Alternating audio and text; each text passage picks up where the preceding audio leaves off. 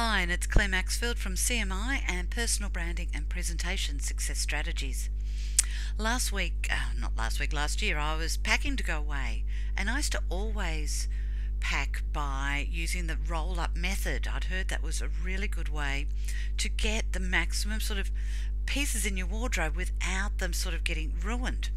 Well, you'll see from this next slide, I was going away. It was a bit of pleasure and a bit of work. So I've got a suit in there. I'm sorry the picture's not quite together in the middle, but there's a variety of tops. There's some jeans. There's some good trousers. There's some cotton trousers. Variety of necklaces. This is often how I lay out my clothes when I'm going away. I've even got gym gear in there. So there's quite a bit to go, and I was really kind of hoping I could use my carry-on suitcase rather than my big, well, that's not my big suitcase, but you can see the little one to the left is quite a bit smaller, easily goes into the overhead locker than the one on the right. So I thought, well, why not? But I had also told a lot of people about doing flat packing, and I thought I'm going to test this flat packing idea. So I started off by putting my gym gear and my long jewellery in those sort of, you've got those channels at the bottom of your case. So they're there just to fill it out to start getting the bottom of my case flat. Then went in my first pair of suit trousers. See how they're sort of from the waist down the case and then draping out. I follow that with a pair of jeans over the top, still hanging out of the case. Follow that with my suit skirt over the top of those. Actually, there is an image missing there. Under there is also my white cotton trousers and another sort of purpley silk skirt. So you can see I've got trousers, jeans, cotton trousers, a silk skirt. Now I have my suit skirt. Now I put my suit jacket, and have you seen how I have that? I have it in initially I put it in, this is what a lot of people think, with the collar in first, but that's the wrong way to do it. What you want to do is have the bottom of the jacket in the suit and see how the shoulder area and the collar is hanging out of the case still. Because what happens is when your jacket folds around the seam of the shoulders, the heat of the shoulders will keep that flat, but the heat of the body down at the skirt of the jacket, and the skirt of the jacket is anywhere from the waist down, it's not close enough to the body, so it often will re-kink. But where it sits next to the body, it doesn't kink there. So you want the top end of your jacket hanging out.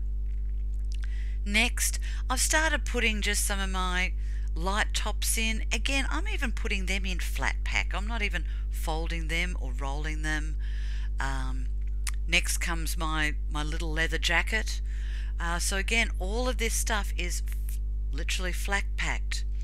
Then comes some other bits and pieces to kind of fill in the gap, and I now start folding each piece over.